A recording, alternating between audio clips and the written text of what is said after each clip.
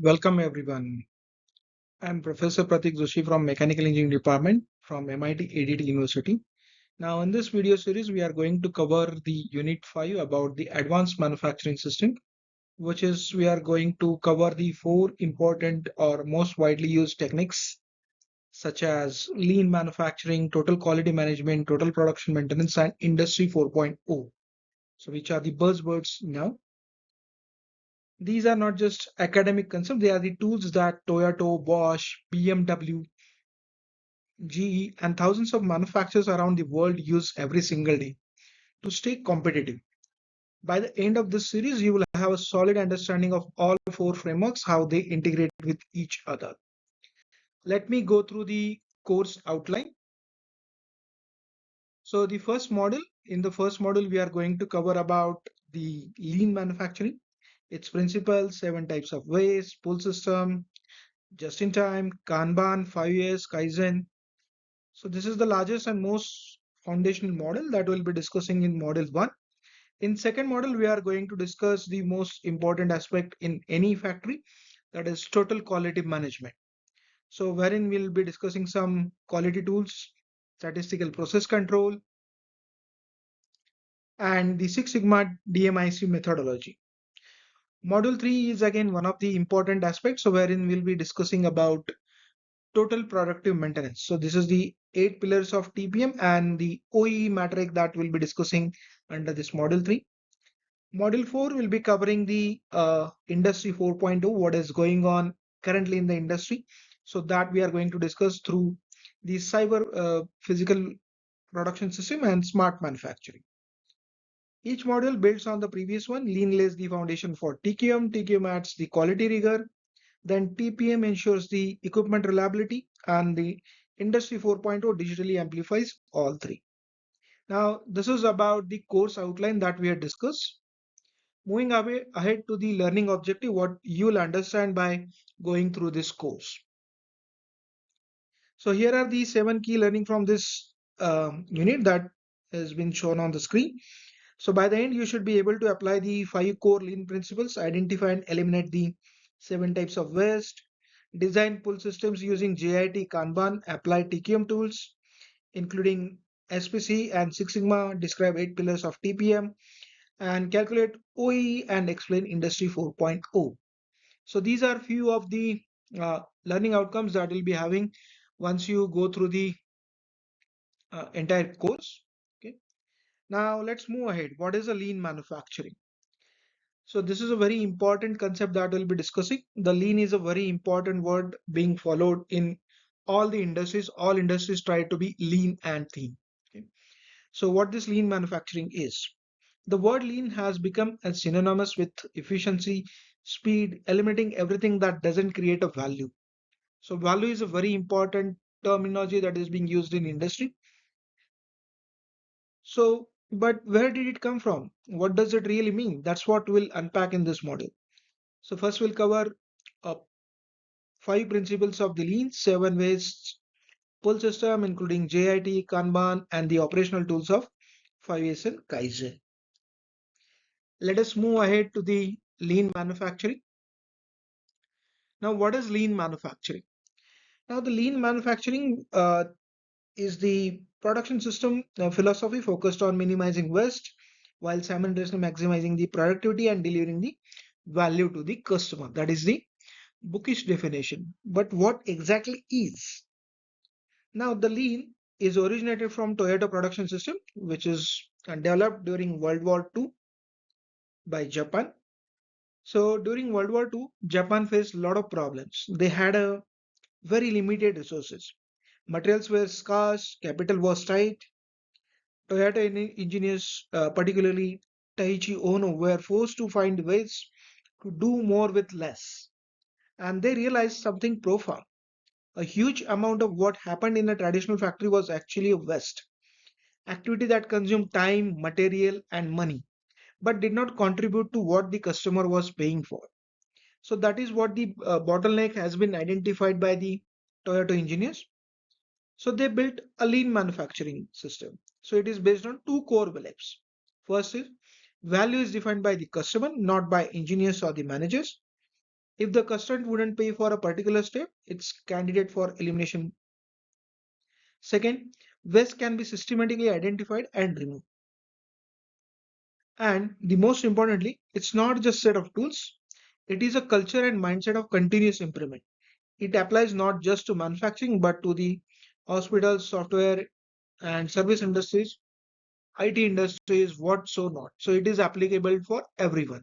So lean is not only for an automobile industry, it's for every industry that is working. Every industry, wherever there is a production, wherever there is service, we can apply the lean manufacturing principle.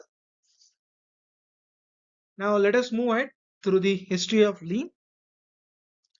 So as we all know, the first manufacturing system or the production mass production system was developed by Henry Ford in 1910s, wherein he focused on the production flow and making the assembly lines. Uh, what he identified is that the work should flow continuously. There should not be any interruption. So that was a revolutionary concept where the Ford has introduced in the manufacturing line. So he started basically a mass production. Now, as we discussed earlier, in the World War II, the Japan was facing the problems. So in 1948, the Toyota engineers comes with a Toyota production system. So this at the Toyota, this is a direct predecessor for the modern lean. Now, as the companies grow, they found the inventories are being piling up, even though the customer is not ordering. So in around 1960s, 1970s, they come up with a concept that is known as a JIT, that is just in time. And Heijunka is again one of the Japanese word which is used for production leveling, and Jidoka, the principles of stopping machines automatically when a defect is detected. So these terms were introduced. So in around 1988, the term lean was coined by John Kraflick, a researcher from MIT, who used to study comparing Toyota system with Western manufacturing. So there he termed the first term was coined as lean. So in 1990, the Womack Jones and Roos published the landmark book, The Machine That Changed the World, which brought this idea to global audience. And in 1996, Womack and Jones codified the five lean principle in their book Lean Thinking, which we are going to discuss next. And today lean is applied globally across all the industry, healthcare, services, software, whatnot. So this is a very important aspect that we'll be discussing. Now, there are few principles of lean that are few Japanese words. The words are Muda, Mura, Muri. Okay.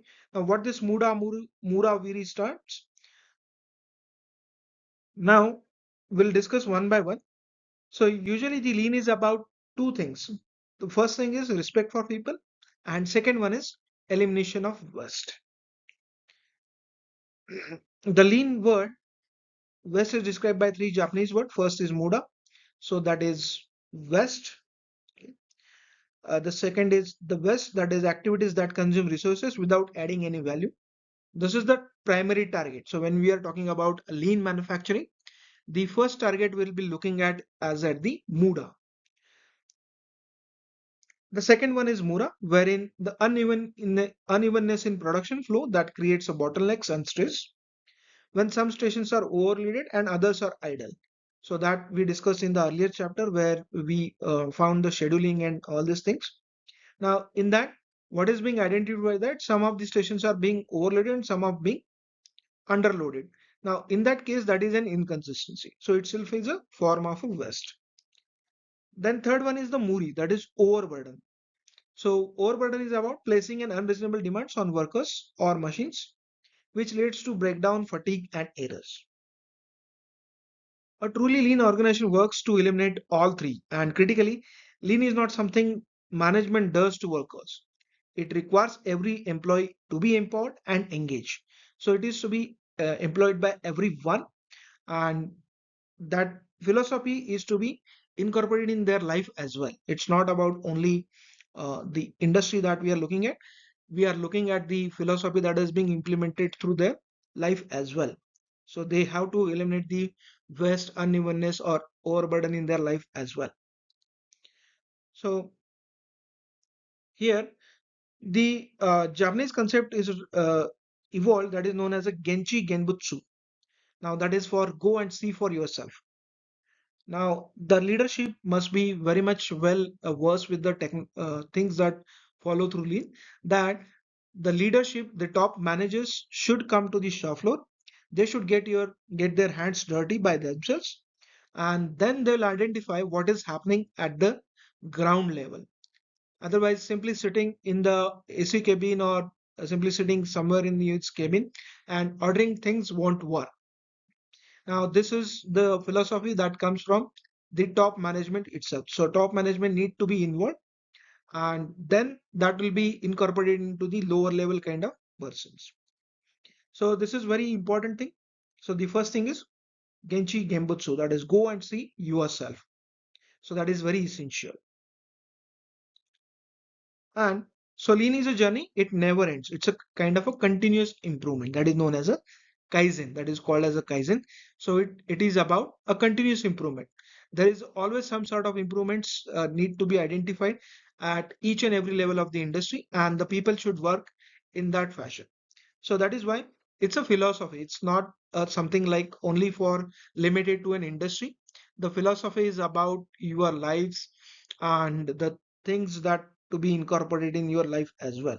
Okay. Now, uh, moving ahead, what are the five principles of the lean? Okay. So these are the backbone of the lean. So these are known as a five principles which are codified by Womack and Jones. So the first one is define value. So we have to define value, identify what the customer truly wants, truly values, and is willing to pay. For example, you can see the Toyota vehicle. So in the Toyota vehicle, they are not offering any kind of, you can say, uh, functional gadgets or the electronics, lot of electronics being incorporated. No. So the Toyota is known for its reliability, and they are very good about their quality of the product. So that is why they have defined their value, their set of values, wherein they are looking for a customer where they'll be giving a luxurious car to the person, but with less addition of the electronic gadgets and all. So what they understand is that the customer is paying for a car which is a luxurious, which gives the luxurious feel and which is a driving pleasure. So that is a defining value.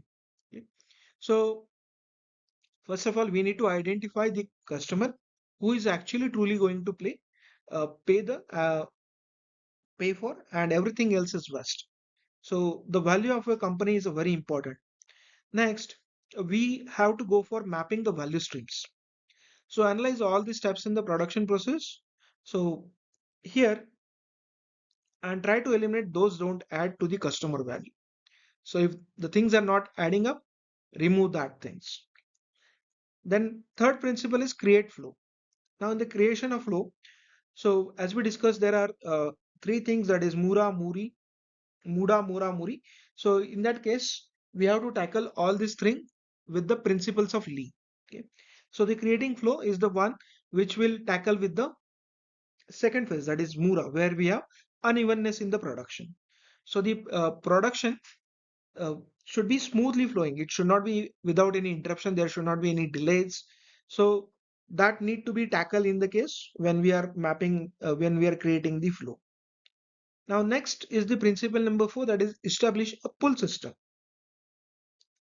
Now the pull system is nothing but a just-in-time kind of a manufacturing. So when a customer orders, then and then only we are going for a production. So unless and until the customer order gets, we are not going to go for a production. So this is a very significant feature of a lean manufacturing, wherein we are going for a pull kind of system. We are not going for any kind of push.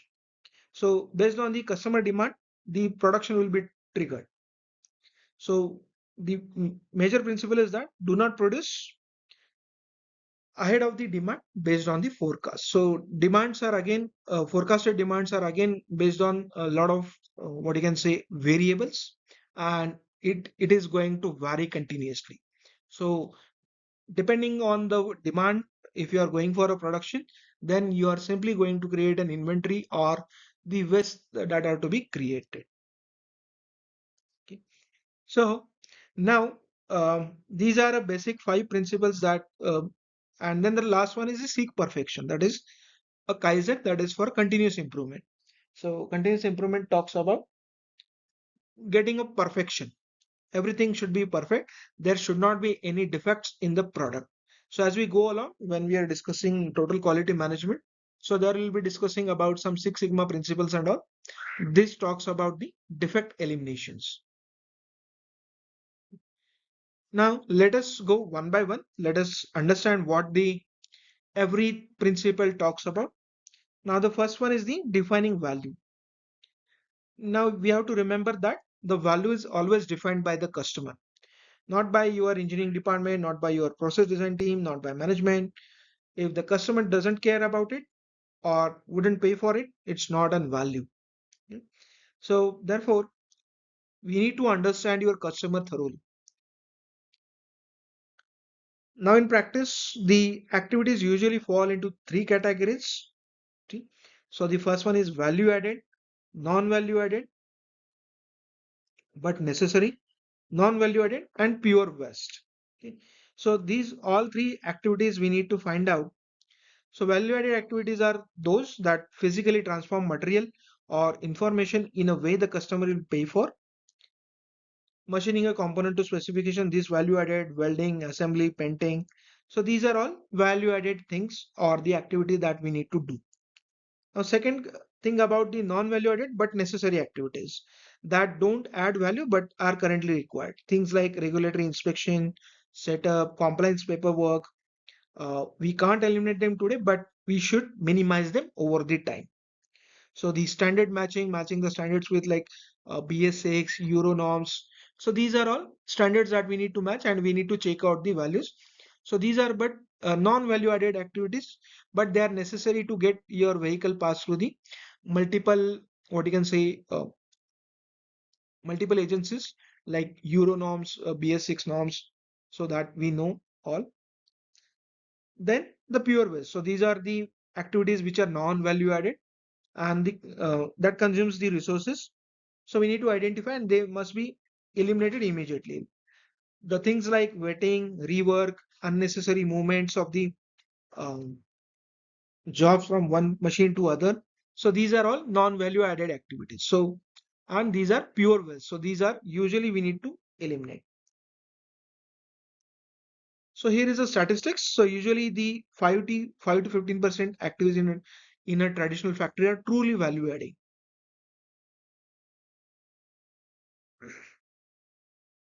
The rest is west. That's the improvement or opportunity. So the key question is where, as to ask at every step, would the customer pay for this? If no, it is a west. So this is what we are going to define value. This is how we are going to define the value. Second is about mapping the value stream. How you are going to map the value stream. It includes all actions not required to bring a product from raw material to the customer, both value adding and non value adding steps. It's the complete journey of product through your factory. Okay. So the value stream maps provide you the complete journey of the product from starting to the design to the final dispatching phase. So this is the value stream mapping usually will be adding up. So the primary tool here is a value stream mapping or VSM. So it's a visual representation of entire production as we have discussed. So we need to create two maps. First, the current step map. This document is the as is process and reveals all the waste, bottlenecks, delays, and the improvement. So it's an honest picture where you are today. So we have to find out what is the current state map. So we need to identify what are the waste things that are coming up, what are the bottlenecks. Everything need to be identified when we are going for a lean manufacturing. So first we have to create the current state map. Then second, we have to design a future state map. Now what this future state map consists of? The to be process after the waste has been eliminated. The gap between these two maps become your improvement roadmap. So what are the gap that we obtain from current and the future? So that is the phase where we have to find out the optimum roadmap. Okay. So the key metrics that are usually involved or key terminologies that are used in industries are lead time, process time, cycle time, inventory level, takt time. So these are all the indicators where we can identify the best to be fine. Now, the most here is an important insight. The most traditional factors, the value added ratio, the ratio of process time to the total lead time is only 1 to 5%. That means 95 to 90% of the time, the product is just sitting there waiting. So VSM is going to make that the waste is visible, you can attack it. Okay. So that is an improvement that is required when we talk about the value stream mapping.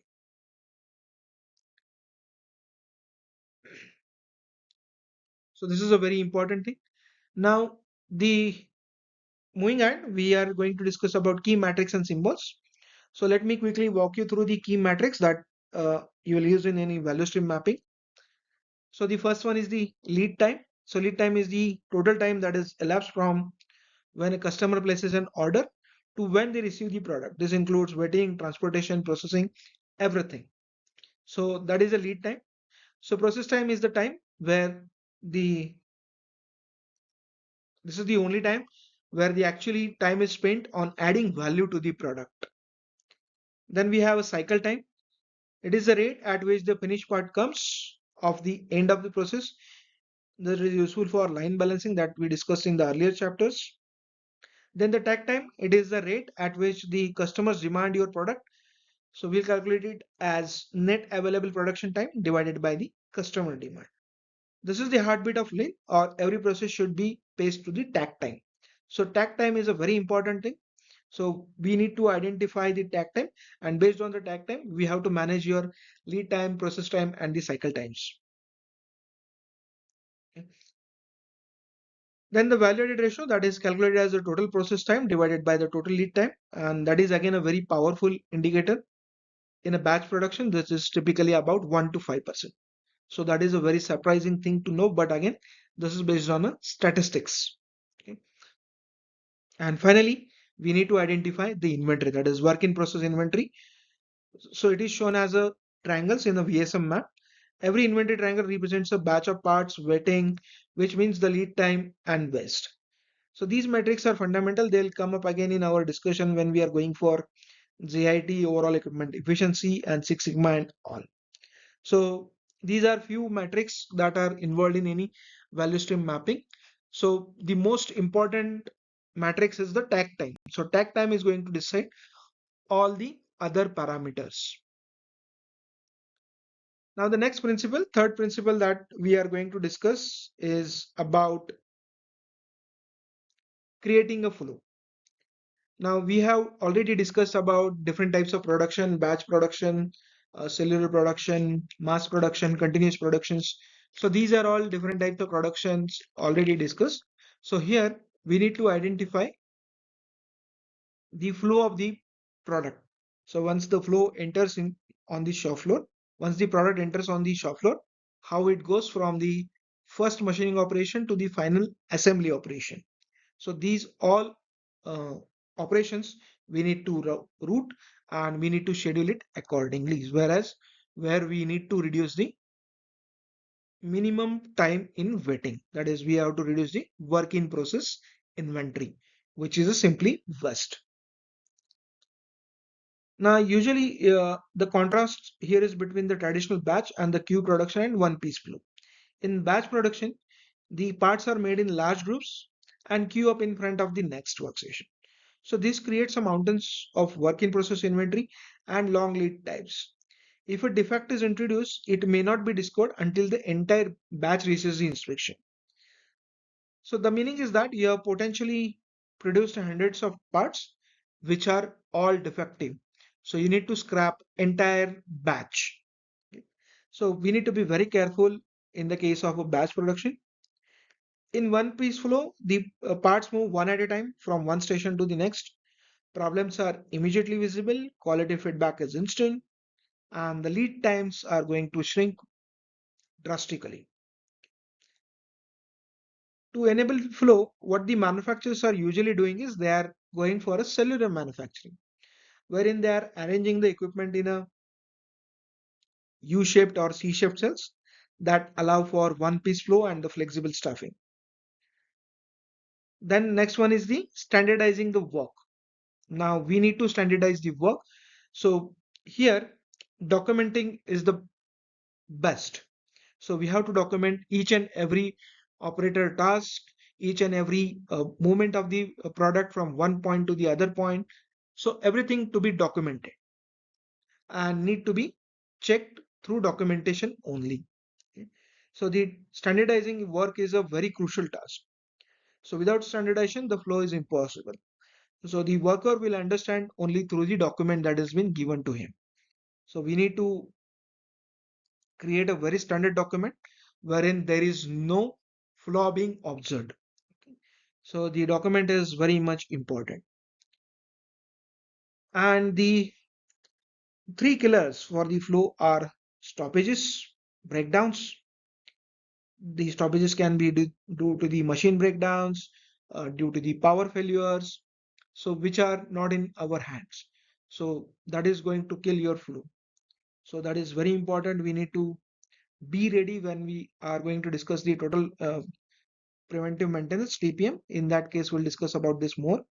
So we have to be very much aware about what is happening, and we should be very much ready with some uncertain situations.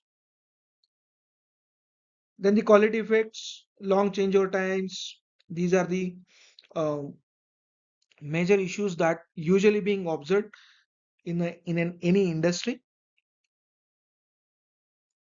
So these three issues we are specifically addressing the Six Sigma and TPM when we'll be discussing in this detail. So this will be covered in detail once again when we are discussing about the Six Sigma and other.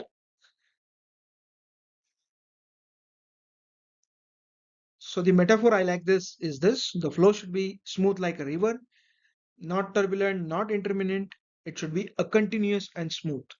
So this is what the expectation from the lean manufacturer. Now the next we'll be discussing about the principle 5. Sorry. The next we'll be discussing about